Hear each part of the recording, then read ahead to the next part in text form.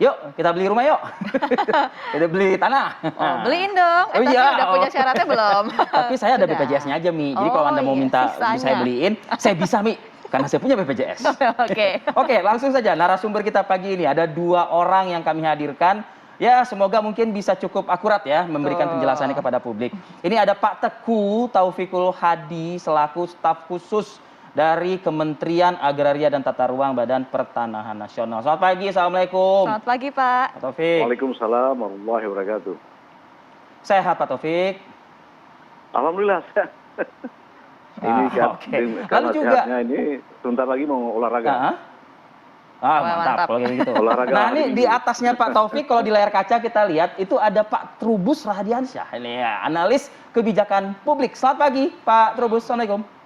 Ya, selamat pagi Mas. Waalaikumsalam. Selamat Ya. pagi Pak Taufik. Udah beli tanah, Pak Trubus? Selamat pagi juga Pak Trubus. Udah nih. Beli Udah. tanah siap. Sudah ya. Oh, sudah. Oke, berarti Ayo, kayaknya di sana. buru-buru nih sebelum Maret. Oke. Iya. Nah, pertanyaannya, ya iya, ini kan justru banyak sebetulnya netizen apalagi ya warganet juga bertanya-tanya. Komentarnya. Ya. Komentarnya juga urgensinya itu di mana, korelasinya itu apa? Kenapa sih harus fotokopi BPJS Kesehatan? Fotokopi. Fotokopi. Lah, Nik itu kan udah online kan? Nah, itu mungkin bisa dijawab ya Oke. oleh Pak Taufik. Pak Taufik, bagaimana Pak? Poinnya bukan pada korelasi, tapi poinnya pada optimalisasi BPJS. Jadi itu adalah sebuah rencana negara untuk menghadirkan asuransi kesehatan bagi rakyat Indonesia secara menyeluruh. Karena apa? BPJS itulah ketentuannya adalah wajib di dalam undang-undang. Jadi dengan segala cara, jadi adalah ini benar-benar sebuah usaha yang baik yang dilakukan oleh negara karena itu melalui instruksi presiden. Jadi jangan kita berpikir bahwa apa korelasinya. Ini adalah impres ini tidak hanya berlaku terhadap ATR BPN saja, tetapi ada sekitar 30 kementerian lembaga yang nanti harus melaksanakan impres ini agar seluruh rakyat Indonesia memiliki BPJS. Kenapa? Karena kita adalah sebagai bangsa Indonesia, masalah asuransi kesehatan ini belum sepenuhnya menjadi orientasi. Jadi ketika kita sakit, baru kita kemudian dengan tergopoh-gopoh Berpikir. atau membuat BPJS. Ya, kadang-kadang terlambat. Nah, untuk yang akan datang jangan seperti itu lagi, apalagi kita sedang menghadapi persoalan bangsa yang sangat berat, yaitu masalah COVID sekarang dengan berbagai variannya. Jadi negara itulah melalui presiden menginstruksikan agar semua kita memiliki jaminan kesehatan. Ini adalah sebuah hal yang menurut saya sungguh-sungguh baik karena ini adalah upaya negara untuk selalu Pak Taufik. Rakyat terjaga kesehatannya. Pak Taufik, hanya untuk menjual beli tanah kah? Atau mungkin KPR rumah juga dikaitkan dengan BPJS Kesehatan? Atau apalagi, Mi? Apartemen dan juga rumah susun nih. Iya. Skemanya bagaimana nih Pak? Ya, semuanya. Jadi ini adalah skema ini adalah untuk kalau kita beli, kalau semuanya berkaitan dengan kegiatan yang dilakukan oleh ATR BPN, ya, bukan hanya tanah, tetapi mungkin juga rumah, tetapi mungkin karena di situ disebut pemohon, maka dugaan saya, ya, saya minta maaf, ini kalau saya belum valid, mungkin lebih banyak kepada pembelinya, bukan pada penjualnya, penekanannya. Artinya kedua belah pihak wajib ya Pak ya, baik pembeli dan juga penjual. Begini, saya ini kalau dalam konteks itu disebutkan di situ secara disebutkan di dalam impres itu adalah pemohon, ya. Jadi kalau pemohon menurut saya itulah lebih banyak terkait dengan pembelinya. Nah, oke. Saya mau ke Pak Trubus. Pak Trubus, tadi kita sudah mendengarkan sedikit sebetulnya bagaimana gambaran skema dan kewajiban Sedikit tapi mengenai jelas loh penjelasan. Iya, betul sekali. Itu sangat amat jelas mengenai sebetulnya inti narasinya adalah untuk mengoptimalisasikan BPJS Kesehatan. Tapi dari instruksi Presiden ini, saya lihat suratnya baru keluar 14 Februari, langsung wajib diterapkan 1 Maret 2022. Pak Trubus, bagaimana menurut Bapak?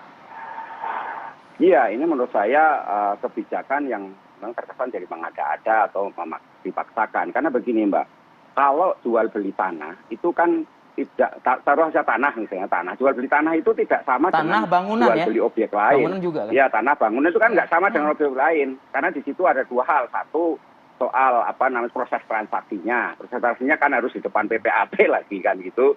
Kemudian kalau daerah nggak ada PPAT melalui camat. Nah, itu yang kedua, di situ juga ada keotentikan objeknya itu sendiri, dokumennya.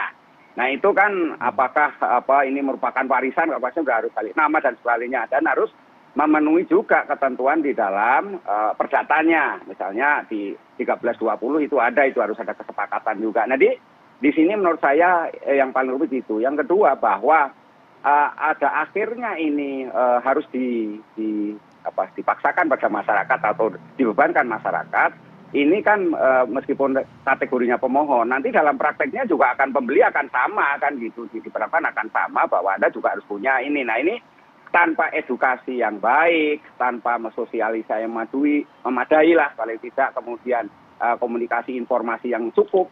Nah ini akan menimbulkan masalah baru nantinya. Di antaranya adalah akan terjadi kesalahpahaman. Kemudian juga masyarakat kita yang ketika belum tidak semuanya punya anggota BPJS, karena selama ini BPJS itu kan hanya untuk pekerja formal, Mas, pekerja informal, pekerja yang lainnya kan enggak gitu ya. Nah ini juga menjadi problem, artinya sesungguhnya pemerintah ketika mau menerapkan ini harus sudah mempersiapkan. Tujuannya baik, memang baik, niatnya adalah untuk kesehatan untuk semuanya, dan Inpres nomor 1 itu 2022 itu memang mensyaratkan untuk itu karena optimalisasi. Tapi ini kan persoalannya kenapa masyarakat kurang tertarik terhadap soal BPJS. Ini kan persoalannya masalah layanan publiknya kan gitu. Jadi layanan publik BPJS selama ini memang istilahnya ya ngeri-ngeri sedap di masyarakat itu, karena orang yang BPJS ini seringkali seperti bola pingpong, layanannya nggak jelas lah kadang-kadang seperti itu, apalagi dibagi kelas-kelas yang kalau kelasnya kelas 3 lebih ngeri lagi gitu Mbak. Jadi itu yang menyebabkan di masyarakat itu BPJS memang persepsinya buruk. Nah karena itu menurut saya meskipun masyarakat boleh mempunyai pandangan seperti itu. Ya.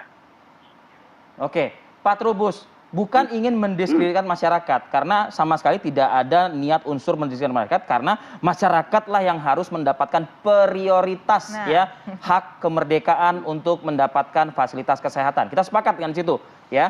Nah tapi kalau tadi penjelasan dari Pak Taufik gitu, salah satu dari kementeriannya itu cuma 1 aja tuh dari 30 kementerian. Artinya pemerintah ini berpikir kan sebetulnya bagaimana lagi untuk menggenjot, mendorong kesadaran, keaktivitasan juga dari masyarakat untuk ayo bergabung dengan jaminan kesehatan masyarakat nih Pak Trubus. Ya, kalau itu yang dilakukan kita semua kan sepakat, karena Undang-Undang 40 tentang Jaminan Nasional itu kan mewajibkan, sifatnya mandatori gitu loh, mandatori soal kesehatan itu. Tetapi itu kan melalui proses-proses di mana kemudian harusnya ini yang namanya edukasi kepada masyarakat, informasi dan komunikasi itu harusnya kan yang dioptimalkan, sehingga masyarakat ini ada kesan itu atau ada penilaian, assessment bahwa melalui BPJS ini prosesnya enak, menyenangkan gitu loh. Jadi orang kesehatan sadar semuanya masalah public health itu memang menjadi hal yang prioritas. Nah karena itu sudah ada undang-undangnya, apalagi sekarang ada Undang-Undang nomor 11 tahun 2020 tentang Ciptaker juga di dalamnya menyinggung soal itu. Semuanya sudah sepakat, cuman kemudian ketika itu dibenturkan pada persoalan ini jual beli tanah misalnya, lah ini orang kaget Mas, karena ini kan perlu sosialisasi dulu sebenarnya bahwa itu sudah melalui persetujuan presiden, sudah harmonisasi saluran nanti dengan yang namanya Kementerian Hukum dan HAM. Tetapi kan semuanya harus melalui proses-proses di mana edukasi pada masyarakat nih. Kalau ujuk-ujuk diterapkan ya masyarakat kaget Mas gitu, kaget ya nanti bagaimana informasi di lapangan. Nah itu munculnya kesalahpahaman, kan kita nggak mengendaki itu semua terjadi, artinya kita semuanya mengendaki semua proses ini lancar gitu loh Mas. Oke. Oke, nanti kita akan Ada yang tertawa, saya benar tertawa itu. Nah, itu sebetulnya harus dijawab juga. Sebetulnya kan tadi kabarnya masyarakat kaget, saya juga agak kaget sebetulnya mau beli properti, mau beli Tapi rumah. udah punya dong BPJS Kesehatan ya. Iya, tapi untuk yang lain tentu ini kan menjadi kekhawatiran juga. Itu dia. sebetulnya. Makanya apa menjadi kekhawatiran atau tidak, ada nomor telepon di layar kaca ya yang bisa Anda hubungi pemirsa. Di segmen berikutnya kita nanti akan coba diskusi bareng-bareng sama narasumber kita ya pagi ini di 0214610324. Hubungi kami akan coba fasilitasi untuk mendapatkan jawabannya ya. Iya, kita akomodir ini pemirsa TV One yang mungkin mau tanya-tanya, loh saya nggak punya BPJS tapi saya mau beli tanah. Ya, Ini bikin gimana? Bikin BPJS dulu. Kita akan dengarkan suara dari pemirsa, dari masyarakat. Usai jeda pemirsa, tetaplah bersama kami di Apa Kabar Indonesia Pagi.